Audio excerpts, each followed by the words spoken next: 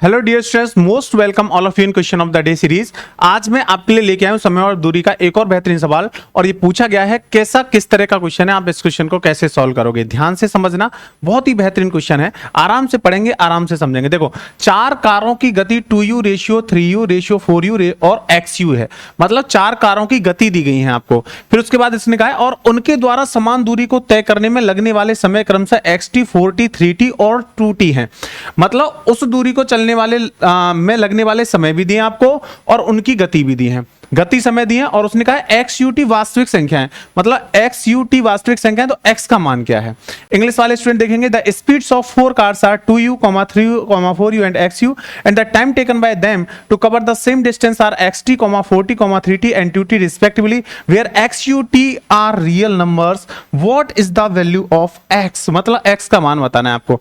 तो देखो मेरे प्यारे बच्चों, जैसे ही मैंने इस क्वेश्चन को पढ़ा तो मुझे एक बात समझ में आई। क्या समझ में आई? उसने कहा है उनके द्वारा समान दूरी को, मतलब डिस्टेंस सेम है, समान दूरी को तय करने में मतलब डिस्टेंस सेम है। अगर डिस्टेंस सेम है तो स्पीड मल्टीप्लाई टाइम कांस्टेंट होना चाहिए।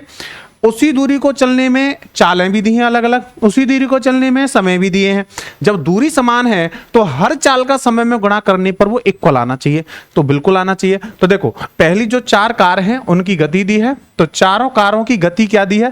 पहली कार की गति दी है आपको 2u, दूसरी कार की गति दी है आपको 3u, तीसरी कार की गति दी है आपको 4u और चौथे कार की गति दी है आपको xu। तो ये तो हो गई गति, मतलब चाल कह सकते हैं, गति कह सकते हैं, स्पीड कह सकते हैं, एक ही बात है, कुछ भी कह लीजिए।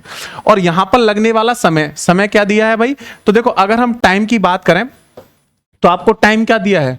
टाइम दिया है xt, 4t, 3t और 2t।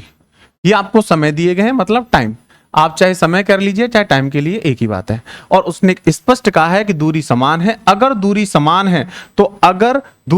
है तो चारों कारों के द्वारा चली गई दूरी समान है। दूरी होती है चाल गुणा समय, मतलब चाल का अगर मैं समय में गुणा कर दूं तो वो इक्वल आना चाहिए, क्योंकि उसने स्पष्ट रूप से कहा है कि दूरी समान है। तो बस हमें यही करना है, चाल गुणा समय और इक्वल होने चाहिए।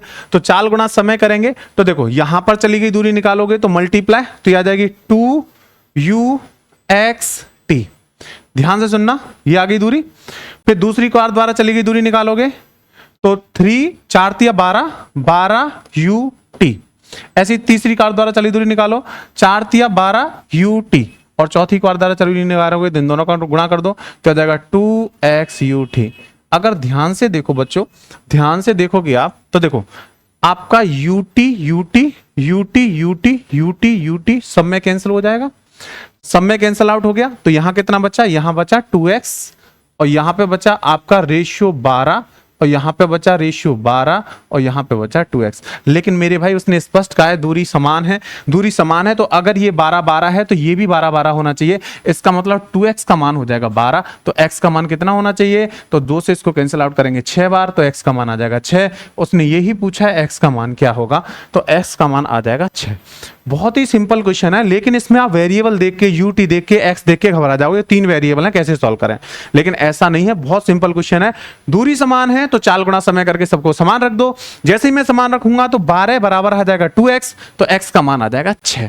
ठीक है बच्चों, तो मैं उम्मीद करता हूं आपको अच्छा लगा होगा। अगर आपको ये सीरीज अच्छी लगती है तो बच्चे सेशन को लाइक किया करो, कमेंट किया करो ज्यादा से अच्छे, और हमारे चैनल को लाइक करना, शेयर करना, सब्सक्राइब करना ना भूला करो। सही बच्चे, अब मैं आप सभी के लिए लेके आऊंगा नेक्स्ट सेशन में एक और बेहतरीन question. Thank you very much दोस्तों, बाय बाय, टेक केयर।